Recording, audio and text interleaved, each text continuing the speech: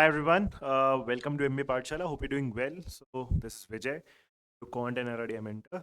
तो चलो इस पर्टिकुलर सेशन में हम स्टार्ट करते हैं हमारा नेक्स्ट टॉपिक राइट. सो हमने लीनियर के कुछ सेट्स लगाए हैं, हमने कुछ डिस्ट्रीब्यूशन बेस्ड सेट्स लगाए हैं right. Will be doing more sets on these topics as well, but yes will also like side by side touch upon different other topics as. ठीक है, तो आज के इस पर्टिकुलर सेशन में हम सर्कुलर अरेंजमेंट डिस्कस करेंगे. सर्कुलर अरेंजमेंट का एक बहुत अच्छा सेट डिस्कस करेंगे जिसमें मल्टीपल पैरामीटर्स के अराउंड आपका एक सर्कल में अरेंजमेंट हो रहा होगा. एंड थ्रू दिस सेट बहुत सारे आपको बेसिक्स वगैरह भी लाइक ब्रश अप करने को मिलेंगे, डिस्कस कर भी पाएंगे हम. And let's start with that circular arrangement वाला set. Also before moving on, ये हमारा अर्जुना बैच है right. So if you are preparing for CAT 24 and you looking for a comprehensive programme जिसमें सब कुछ इंक्लूडेड हो, every subject like everything right from scratch, mock test के साथ जितने भी आपके अदर मैनेजमेंट टेस्ट हैं उन सबकी प्रिपरेशन के लिए we have started with a batch. 15 जनवरी से स्टार्ट हुआ था right. This is our like newest batch. तो आप इनरोल कर सकते हो, जो भी पीछे की वीडियोस वगैरह है वो आपको रिकॉर्डेड फॉर्मेट में मिल जाएगा. Every other session happens live daily. ठीक है, okay. Now let's move on to the set. Now this is a very lengthy looking set, काफी ज्यादा डेटा इसमें दिया हुआ है, बट यस डेटा देख के अपने को पीछे नहीं हटना है. डेटा तो बहुत सारा दिया होगा. Our task is to figure out what is actually given in this particular set. उसको रिप्रेजेंट करना हमें एक्चुअली में सीखना है. And once we represent this, once we are able to represent this, then we have to move forward to the problems और एक एक करके हम आंसर करना स्टार्ट करेंगे. तो the general idea should remain same as always. एक बार आप इस पूरे लाइक स्क्रीन पे पॉज करो, इस पर्टिकुलर सेट को आप to your maximum like efficiency, आप जितना भी आप इसको अटेम्प्ट कर सकते हो, एक बार इसको अटेम्प्ट करने की कोशिश करो, एक बार खुद से क्रैक करने की कोशिश करो. Once you are done with this, then you actually move on with the solution. ठीक है, तो I hope you have tried this set. Now I will start reading this particular. ठीक है, तो first will read this and then we'll try to represent all the information that is relevant in this particular passage. ठीक है, चलो let's start with this. So there are 8 students A through H, so A B C D E F G H. There are 8 students. They're sitting around a circular table. Each student specializes in a different subject among chemistry, computer science, ecology, geography, mathematics, medicine, physics and sociology. Not necessarily in that order. तो इसका it's like it's not necessarily in that order का meaning वही simple सा हो गया कि ए का आपका फर्स्ट वाला केमिस्ट्री नहीं है, बी का आपका कंप्यूटर साइंस नहीं है. सो ऑर्डर कुछ भी हो सकता है. ए के पास इनमें से कोई एक सब्जेक्ट जाएगा, बी के पास इनमें से कोई एक सब्जेक्ट जाएगा, and that will be true for each of these 8 students. Also, whenever it is not given, ये चीज याद रखना, whenever it is not given in a circular arrangement, like the people are facing inward or outward, अगर ऐसा कुछ mentioned नहीं है explicitly, then we take the by default setting. By default setting circular arrangement क्या है? They are inward facing, जो standard है. Because अगर आप सोच के देखो, किसी भी circular table पे आप 4 लोग को बैठाओगे या जितने भी लोग को बैठाओगे, there is absolutely no common sense in saying कि वो लोग बाहर फेस करके बैठेंगे. ऐसा नॉर्मली होता तो है नहीं. इसीलिए जब तक आपका लिखा नहीं है, एक्सप्लिसिटली मेंशन नहीं है कि दे आर आउटवर्ड फेसिंग या जिधर भी देख रहे हैं, जब तक ये मेंशन नहीं है तब तक आप स्टैंडर्ड लेते हो, बाय डिफॉल्ट वाला पार्ट लेते हो. बाय डिफॉल्ट का मतलब यहाँ पे दे आर इनवर्ड फेसिंग. ठीक है, सामने सब सेंटर की तरफ देख रहे हैं, टेबल के सेंटर की तरफ. तो ये चीज है, ध्यान रखना, छोटी सी चीज. Now the students are ranked in the descending order of their heights, with rank 1 being the tallest and no two students are of the same height. So now यहाँ पे अपने को थर्ड पैरामीटर मिल गया. एक तो ये स्टूडेंट्स थे A से लेके H तक. सेकेंड पैरामीटर मेरे पास वो 8 सब्जेक्ट्स थे. और थर्ड मेरे को पैरामीटर मिल गया, these students are actually given certain ranks. Now these ranks are actually based on their heights. और रैंक 1 किसको बोल रहे हैं? टॉलेस्ट को. और वो डिसेंडिंग ऑर्डर में चलेगा राइट. तो सेकेंड टॉलेस्ट जो होगा उसका रैंक 2 होगा, थर्ड टॉलेस्ट जो होगा उसका रैंक 3 होगा, एंड सो ऑन राइट. जैसे 1 2 3 4 5 6 7 8 ये रैंक्स होंगे. और इसमें क्या बोल रहे हैं, ये जो 1 वाला होगा ही will be the tallest, and similarly ये जो 8 होगा ही विल बी द शॉर्टेस्ट. और ये एक स्पेसिफिक ऑर्डर में, the students are ranked in descending order of their heights. ठीक है, तो सेकेंड टॉलेस्ट 2 हो जाएगा, थर्ड टॉलेस्ट 3 हो जाएगा, या शॉर्टेस्ट अगर 8 है तो सेकेंड शॉर्टेस्ट 7 हो जाएगा, and so that is how will be interpreting that. Fine. तो 3 पैरामीटर्स अपने पास दिए हुए हैं, and no two students are of the same height, ये भी दिया हुआ है. अच्छा, the sum of the ranks of any two student sitting opposite each other is odd. तो सर्कल पे जब आप बैठाओगे ऑन 8 प्लेसेस, तो सामने सामने वाला, ऑपोजिट वही होता है सामने सामने वाला, तो सामने सामने आपके जो दो लोग बैठे होंगे उनके जो हाइट का रैंक होगा, उन रैंक्स का जो एडिशन होगा, एडिशन क्या होना चाहिए, the ranks of any two student sitting opposite each other is odd. तो वो एडिशन क्या आना चाहिए तुम्हारा, ऑड आना चाहिए। तो ये चीज अपने को ध्यान रखना, ठीक है। नाउ अब एक छोटी सी चीज मैं आपको यहाँ पे सिखा सकता हूँ, जैसे कि कभी भी तुम्हें सर्कुलर अरेंजमेंट में क्या करना है, लाइक सर्कुलर अरेंजमेंट में तुम्हें चीजें अरेंज करनी है, बट तुम्हारे पास मल्टीपल पैरामीटर्स है। जैसे मल्टीपल पैरामीटर्स एक्चुअली यहाँ पे क्या है, तुम्हारे पास 3 पैरामीटर्स है। अब इन 3 पैरामीटर्स को अगर मेरे को अच्छी तरीके से रिप्रेजेंट करना है, राइट, अगर इन 3 पैरामीटर्स को मुझे अच्छी तरीके से रिप्रेजेंट करना है, तो मुझे क्या करना चाहिए, मुझे एक सर्टेन लाइक रिप्रेजेंटेशन बनाना चाहिए। उसी रिप्रेजेंटेशन में हम डेटा फिट करना स्टार्ट करेंगे। जैसे कि for example let's start with that circle, standard circle. Suppose मैंने एक सर्कल बनाया, ठीक है।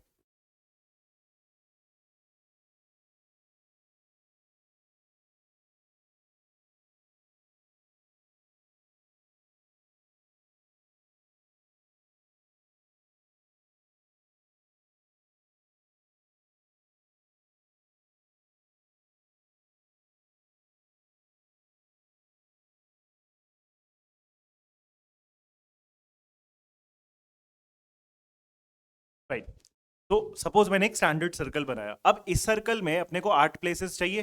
तो लेट्स से अब 8 प्लेसेस है, तो वो कहाँ कहाँ आएंगे, 1 2 3 4 5 6 7 एंड, तो दीज आर द 8 प्लेसेस। अभी देखो पॉइंट यहाँ पे ये है कि इस पर्टिकुलर सर्कल में मुझे हर एक स्पॉट पे, हर एक स्पॉट बोले तो जैसे यहाँ पे एक पॉइंट है, राइट, इस पे एक पर्सन बैठ रहा होगा आउट ऑफ दीज 8 स्टूडेंट्स। उनका एक स्पेसिफिक क्या होने वाला है, आपका सब्जेक्ट होने वाला है। That is the second parameter जो मेरे को हर एक पॉइंट पे लिखना पड़ेगा। और उसके साथ में ही उनका हाइट के बेस पे एक जो रैंक था, वो रैंक का भी पैरामीटर लिखना पड़ेगा। तो अब यहाँ पे 3 चीजें तुम्हें लिखनी है। देखो अब या तो आप जैसे डायरेक्टली तीनों चीजें रैंडमली यहाँ पे लिखना स्टार्ट कर दो, but just to avoid any confusion, circular arrangement ऐसे आपको मल्टीपल पैरामीटर्स अगर दिख रहे हैं ना, तो आप अपने रिप्रेजेंटेशन में क्या कर लिया करो, आप हमेशा ना कंसेंट्रिक सर्कल्स बना लिया करो। कंसेंट्रिक सर्कल्स का क्या मतलब होता है, विद अ कॉमन सेंटर्स। तो आप मल्टीपल सर्कल्स यहाँ पे बना सकते हो। फॉर एग्जांपल एक बाहर की साइड बना ले, सपोज मैंने लाइक कंसेंट्रिक सर्कल्स बनाए। अब बस मुझे क्या करना है, इसको 8 इक्वल पार्ट्स में बस डिस्ट्रीब्यूट कर देना है। अब इसमें लाइक ये जो आपको वेब की तरीके से दिख रहा है, स्पाइडर चार्ट की तरह दिख रहा है, इसमें बस मेरे को करना क्या है, बस मैं ये एक समझ लूंगा कि सबसे बड़ा पैरामीटर यहाँ पे क्या है, सब्जेक्ट का नाम है ना। तो सब्जेक्ट के नाम मैं लाइक आउटर सर्कल पे लिखूंगा, इनमें मैं सब्जेक्ट के नाम लिखूंगा। सिमिलरली जो अंदर वाला सेकंड मिडिल जो सर्कल है, उसमें जो आपके पॉइंट्स हैं, उस पे फिर मैं क्या लिख लूंगा, मे बी नाम लिख लूंगा ABCDEFGH।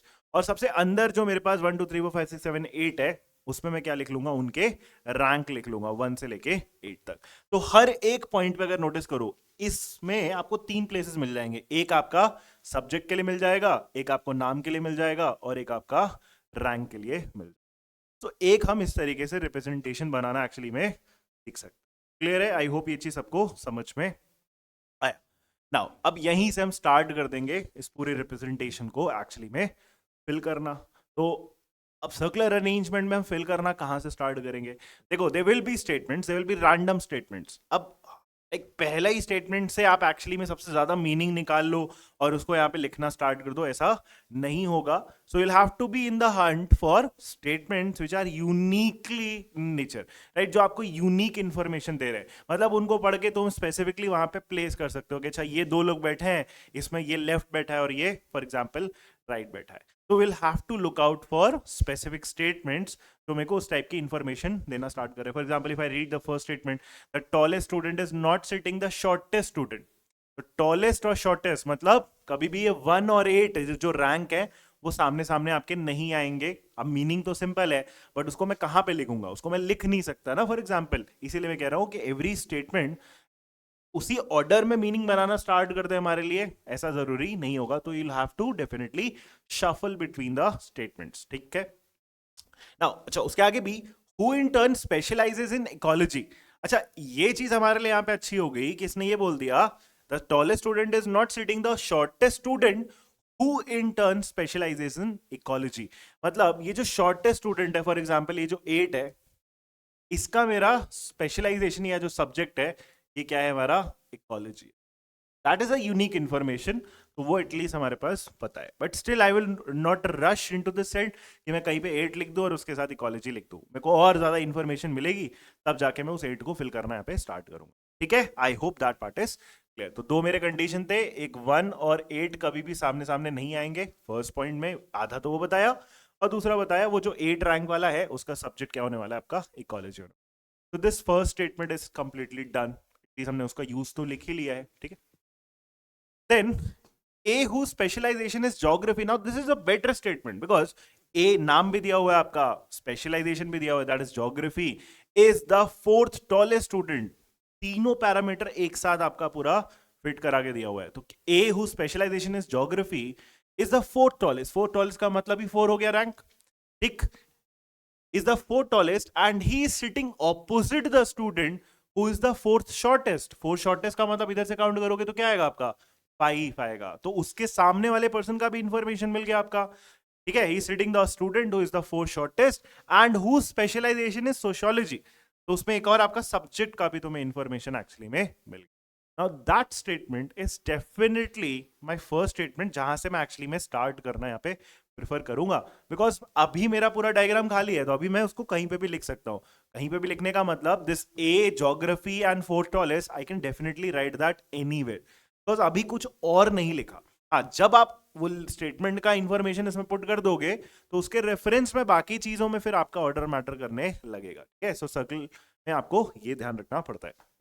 सो लेट्स से कहीं से हम लोग इस पोजीशन में मान लो ए बैठा है, तो लेट्स से हमने बोला ए, सॉरी यहाँ पे हम ए नहीं लिखने वाले थे, इधर लिखेंगे ना दिस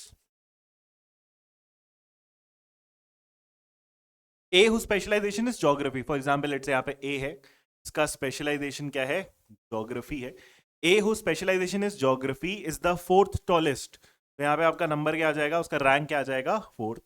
इस क्या था, is the fourth tallest and is sitting opposite the student is the fourth shortest. तो फोर्थ शॉर्टेस्ट कौन हो गया आपका 5, तो इसके ऑपोजिट कौन बैठा 5 रैंक वाला, and who specialization is sociology. तो यहाँ पे स्पेशलाइजेशन भी क्या आ जाएगा, sociology.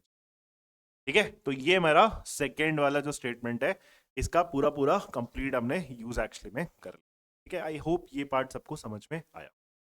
Now third point, the students who specialization are chemistry and physics are sitting adjacent to each other. तो केमिस्ट्री और फिजिक्स जो जो आपके सब्जेक्ट है वो आपके नेक्स्ट टू नेक्स्ट होने चाहिए, एडजेसेंट होने चाहिए। वो आपका पर्टिकुलर स्टेटमेंट ये आपको बता रहा है। बट अभी भी प्रॉब्लम वही है कि अभी अपना फिजिक्स और केमिस्ट्री एडजेसेंट तो बहुत जगह आ सकता है, इन दो पे भी आ सकता है, इन दो पे भी आ सकता है, इन दो पे भी आ सकता है, इन दो पे भी आ सकता है। तो मेरे पास चॉइसेस बहुत है, तो फिलहाल मैं थर्ड पॉइंट को बहुत ज्यादा यहाँ पे प्रेफर नहीं कर रहा हूँ, उसको मैं पुट करने में फेवर में नहीं होगी, उसको बाद में लेके आएंगे। ठीक है, मैं ऐसे स्टेटमेंट ढूंढना डेफिनेटली ट्राई करूंगा जिनका रिलेशन एक एग्जिस्टिंग वालों से हो। बिकॉज एग्जिस्टिंग आपका ए है, ज्योग्राफी, ए 4 5 सोशियोलॉजी, इनके साथ अगर कुछ रिलेशंस मेरे को मिल रहे हैं तो इनके रिस्पेक्ट में हम उन चीजों को भी एक्चुअली में प्लेस कर सकते हैं। तो वो स्टेटमेंट मेरे को ज्यादा यहाँ पे इंटरेस्टिंग लगेगा। अच्छा, फोर्थ पॉइंट क्या है, B and C are sitting opposite to each other and one of them specializes in medicine and the other in computer science.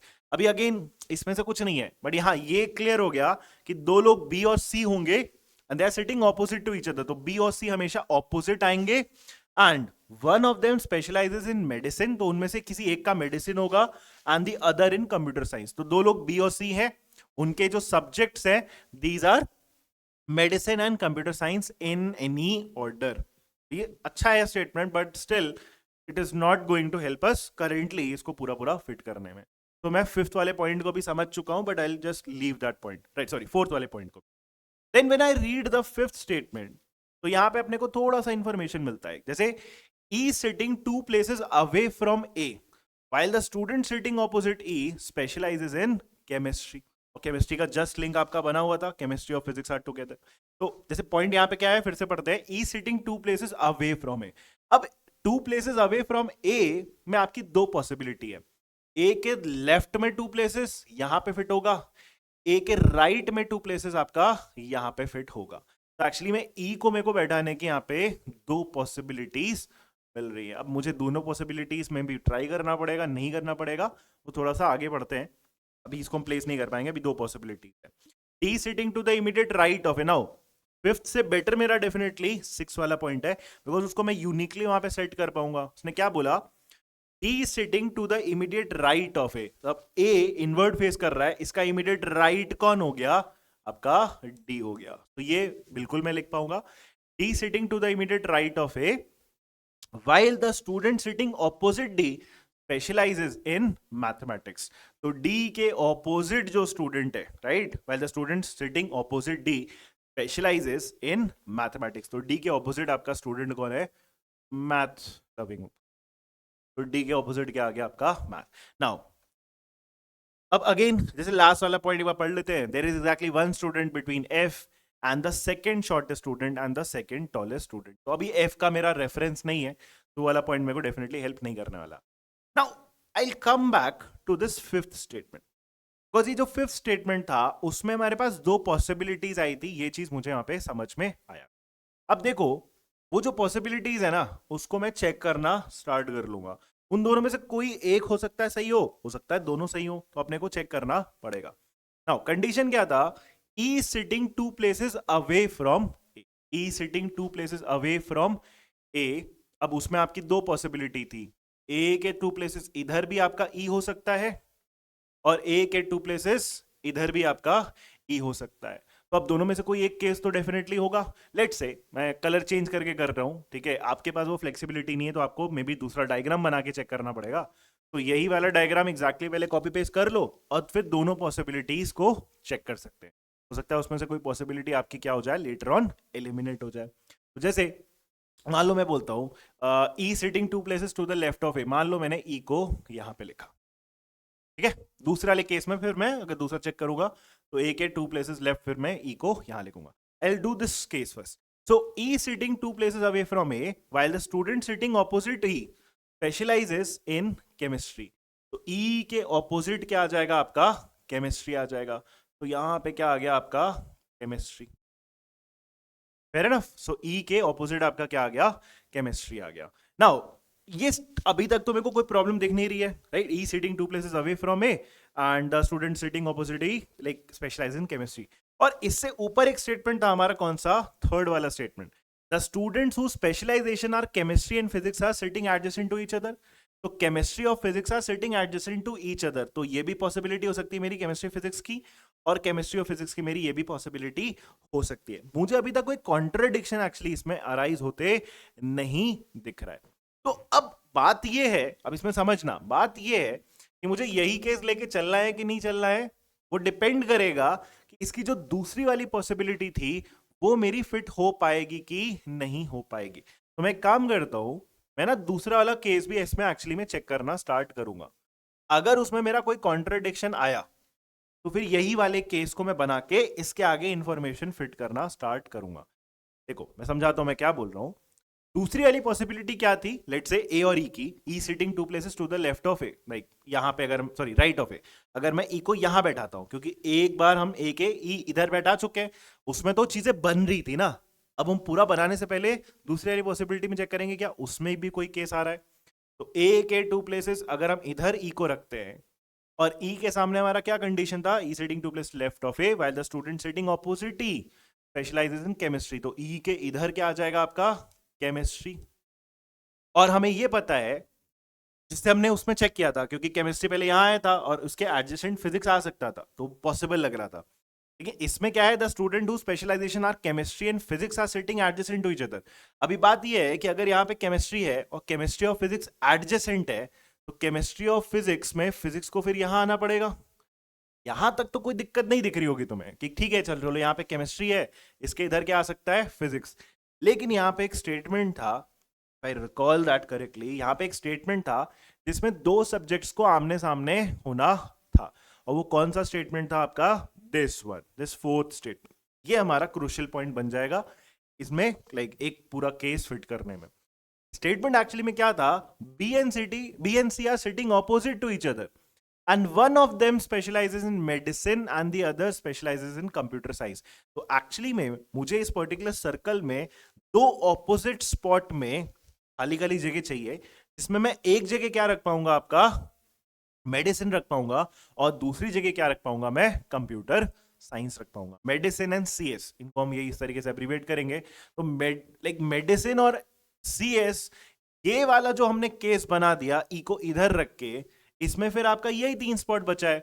तो आपके पास कभी भी इन 3 में ये 2 कभी भी ऑपोजिट नहीं आ पाएंगे, बिकॉज बाकी जगह सब कुछ क्या है, ऑलरेडी ऑक्यूपाइड है. एंड हेंस बिकॉज फिर मेरा ये आपका फोर्थ वाला जो कंडीशन है वो इसमें फिट नहीं हो पाएगा, इसलिए मैं बोल सकता हूं कि ये वाली जो पॉसिबिलिटी है ना कि मैं इधर ई को रख के बना रहा हूं, वो एक्चुअली में इंटायरली गलत है. And then I can safely go and say मैं आपको एलिमिनेशन करना पड़ेगा. तो मैंने एक ही डायग्राम में करा, आपको होपफुली क्या करना पड़ेगा, 2 सर्कल बना के करना पड़ेगा. तो अगर मैं ई को उधर रख रहा हूं तो मुझे प्रॉब्लम आ रही है, इसका मतलब फिर मेरा ई की पोजीशन एक्चुअली में क्या है, फिक्स है. ठीक है, तो ई की पोजीशन मेरी इधर ही होनी चाहिए जैसा कि हम पहले बना रहे थे. दिस विल बी, और ई के ऑपोजिट हमने क्या बोला था, क्या था, केमिस्ट्री था, right. So this will be, ठीक है. I hope this point is clear. E sitting 2 places away from A and the student sitting opposite to E specializes in chemistry. तो ये मेरा 5th वाला पॉइंट एक्चुअली में पूरा पूरा कंप्लीट. ठीक है. ऑल्सो मेरे पास क्या पॉइंट और कंप्लीट हो चुका है, 6th वाला पॉइंट, वो डी और ए का रिलेशन था और मैथमेटिक्स था आपका डी के सामने. एंड अब मेरे पास अभी 4th वाला पॉइंट बचता है, राइट. अब 4th वाले पॉइंट में B and C are sitting opposite to each other and one of them specialize in medicine and the other in computer science. अब ये मैं इसमें डेफिनेटली चेक तो करूंगा ही, क्योंकि इसी के बेस पे हमने वो पहला वाला केस एलिमिनेट किया था. अब उसको देखो, अब बिकॉज यहाँ ई फिक्स है और उसके सामने केमिस्ट्री है, तो तुम्हें 2 ऑपोजिट प्लेसेस पे बी और सी और उनके करस्पॉन्डिंग आपका इन एनी ऑर्डर 2 सब्जेक्ट जाने पड़ेंगे, that is medical and computer science. अब तुम जरा सा इस डायग्राम को ध्यान से देखो और तुम ये सोचो कि कौन से तुम्हें 2 ऑपोजिट स्पॉट्स खाली मिल रहे हैं पूरे के पूरे, जिसमें आप 2 सब्जेक्ट्स लिख पाओ. तो नोटिस करो, there is only one possibility, एक आपकी यहां और दूसरी तुम्हारी. इसके अलावा कभी भी आपका हमेशा दोनों ऑपोजिट आपका वेकेंट नहीं है. इसका मतलब इसी ये जो सामने सामने है इसमें कौन जाएंगे, आपके बी एंड सी जाएंगे. अभी क्लैरिटी तो है नहीं, तो हम दोनों पॉसिबिलिटीज लिख के छोड़ देते हैं. फॉर एग्जाम्पल यहाँ पे हम B/C लिख सकते हैं और उसके करस्पॉन्डिंग यहाँ पे भी C/B, दोनों पॉसिबल है. उसमें यह भी हमें नहीं पता कि किसका कौन सा सब्जेक्ट है, बट बी एंड सी का इन एनी ऑर्डर यही दोनों सब्जेक्ट है, that is medicine and computer science. तो वो भी हम लिख सकते हैं यहाँ पे स्लैश लगा के. So this is medicine and computer science, और इसी के साथ इधर कंप्यूटर साइंस या फिर, ठीक है. I hope that part is clear. तो ये मेरा 4th वाला पॉइंट भी क्लियर है, 5th वाला पॉइंट भी क्लियर है, 6th वाला पॉइंट भी एक्चुअली में क्लियर है. फाइन. अब नेक्स्ट इसके साथ फिर मेरा ये 3rd वाला पॉइंट मीनिंग बना देगा. 3rd वाला पॉइंट मीनिंग क्यों बना देगा, क्योंकि उसने क्या बोला था, the student who specialization are chemistry and physics are adjacent to each other. तो अब नोटिस करो, केमिस्ट्री के इधर तुम्हारा मेडिकल या सीएस में से कोई एक डेफिनेटली आएगा, फिजिक्स नहीं आएगा ना. लेकिन केमिस्ट्री और फिजिक्स को क्या होना है, सॉरी, केमिस्ट्री और फिजिक्स को एडजेसेंट होना है. तो अगर केमिस्ट्री यहां है तो फिजिक्स को डेफिनेटली कहां पे होना पड़ेगा, तो that is actually going to be physics. अब अगर आप नोटिस करो तो आपके पास क्या है, एक ही तो सब्जेक्ट बचा है, और वो सब्जेक्ट कौन सा था आपके पास, ये सारे नाम हटा के अगर आप उसमें नोटिस कर लो, मेरे को तो यहीं पे दिख रहा है ये आपका कौन सा सब्जेक्ट बचा हुआ है, दैट इज इकोलॉजी. तो इकोलॉजी मेरा कहां पे आ जाएगा, मेरे रिमेनिंग प्लेस पे. एंड बिकॉज इकोलॉजी यहाँ है और मुझे पता है कि इकोलॉजी किसका है, शॉर्टेस्ट स्टूडेंट का, जिसका रैंक क्या हो जाएगा, 8 हो जाएगा. तो 8 फिर मैं यहाँ पे रैंक में भी प्लेस कर सकता हूँ. ठीक है. So that is what we have till now. तो फर्स्ट पॉइंट पूरा यूज, सेकंड पॉइंट पूरा use, 3rd 4th 5th 6th, ये सारे पॉइंट हमने एक्चुअली में कंप्लीटली यूटिलाइज कर लिए हैं. Now we are only left with one statement and that should give me the like next clue. क्या लिखा हुआ है इसको पढ़ो. There is exactly one student between F, the second shortest student. तो F is actually the second shortest student. Second shortest का मतलब क्या हुआ, रैंक 7. तो अगर मैं इसको बाहर रिप्रेजेंट करूं, सो F है, उसका रैंक क्या होने वाला है, आपका 7 होने वाला है, सेकंड शॉर्टेस्ट. तो there is exactly one student between F, तो एफ और सेकंड टॉलेस्ट कौन हुआ आपका? 2, तो एक पर्सन होगा, मुझे नहीं पता कि कौन है, उसका रैंक क्या होने वाला है? 2। अच्छा, ये ऐसा नहीं है कि एफ के राइट में देख रहा हूं, बस ये एफ और that person, F and that person, उनके बीच में क्या होना चाहिए? एक पर्सन उनके आना चाहिए, और इन दोनों पर्सन का रैंक क्या होना चाहिए? 7 and 2। अब बिकॉज बाकी बहुत सारी चीजें यहाँ पे ऑलरेडी फिल्ड है, तो आप यहाँ पे सोचना स्टार्ट कर सकते हो कि मैं ये फॉर एग्जाम्पल एफ और उसका रैंक जो 7 है, ये मैं कहाँ पे फिट कर सकता हूँ? क्या उसके पास मल्टीपल चॉइसेस है, और there is only one unique choice? For example मेरे पास कितने स्पॉट्स बचे हैं नाम लिखने के? This, this and this, check कर डालो। मान लो मैं यहाँ पे एफ लिखता हूँ, सपोज दिस इज एफ, तो एफ का 7 यहां चला जाएगा, लेकिन प्रॉब्लम यह है कि 7 एक उसके एडजेसेंट खाली, और उसके बाद आपका 2 आना चाहिए। 7 और 2 जो दो रैंक आने चाहिए, उनके बीच में एक स्पेस बचनी चाहिए, कोई और पर्सन आएगा। अगर तुम्हारा 7 यहां गया, तो 2 को फिर या तो इस 4 की जगह पे होना पड़ेगा, क्योंकि फिर एक पर्सन ये मिलेगा आपको, या फिर अगर यहाँ 7 है तो इस 5 की जगह 2 आना पड़ेगा। तो ये दोनों पॉसिबिलिटी में 2 आपका प्लेस नहीं हो पाएगा, एंड दैट मीन्स यहां पे फिर आपका एफ नहीं है। I hope that part is clear to everyone. ठीक है, सो यहां पे आपका F7 प्लेस नहीं हो पाएगा। अच्छा, दूसरा, यहां पे मैं F लिख सकता हूं क्या? यहां नहीं लिख सकता मैं, क्यों? क्योंकि F के साथ फिर मेरे को यहां पे 7 लिखना पड़ेगा, ये तो अलाउड नहीं होगा, बिकॉज यहां पे ऑलरेडी आपका क्या लिखा हुआ है? 5 लिखा हुआ है। तो यहां पे भी F नहीं लिख सकते, यहां पे इस 5 की वजह से F नहीं लिख सकते, तो एक ही स्पॉट बचा मेरे F के लिए, दिस वन। तो यहां पे आपका F आ गया, और उसके करस्पॉन्डिंग यहां पे रैंक कितनी है आपकी? 7 है। क्लियर? F के साथ आपकी 7 रैंक हो गई, और इसके एडजेसेंट आपका, इसके एडजेसेंट 7 के एडजेसेंट क्या होना चाहिए आपका? 2 होना चाहिए। अब लेकिन 7 के एडजेसेंट नहीं, एडजेसेंट के बगल में, तब 7 और 2 के बीच में एक स्पेस बचना चाहिए। तो 7 के साथ या तो मैं 2 यहां लिख सकता हूं, देयर इज वन पॉसिबिलिटी, या फिर 7 के साथ मैं यहां पे भी 2 लिख सकता हूं, that is the other possibility. तो 2 मतलब मेरा इन दोनों जगह पे जा सकता है। ये चीज हम हमारा यहाँ पे पॉसिबिलिटीज में कन्वर्ट हो गया। मेरा 2 एक्चुअली में पोजीशन नहीं हो पाएगा, उसकी 2 पॉसिबिलिटी, राइट? इन दोनों स्पॉट्स में 2 जाएगा। अच्छा, एक कंडीशन और है हमारे पास, ये वाली फर्स्ट स्टेटमेंट से जो हमने निकाली थी, कि मेरा 1 और 8 कभी भी सामने नहीं जाएगा, एक वो कंडीशन है। एंड फाइनली अभी तक हमने कौन सा यूज नहीं किया? ये वाला, the sum of the ranks of any two students sitting opposite each other is odd. तो ये दो कंडीशन बस आप फाइनली यूटिलाइज करो, और ये सेट पूरा आपका बन जाएगा, जितना बनना है इसको। तो 1 और 8 कभी भी सामने नहीं आएगा, और सामने सामने वाले दोनों रैंक ऐड करके हमेशा ऑड आना चाहिए। अब जैसे नोटिस करो, हमने क्या बोला कि ये जो 2 है ये दोनों पॉसिबिलिटीज में जा सकता है। What about that 1?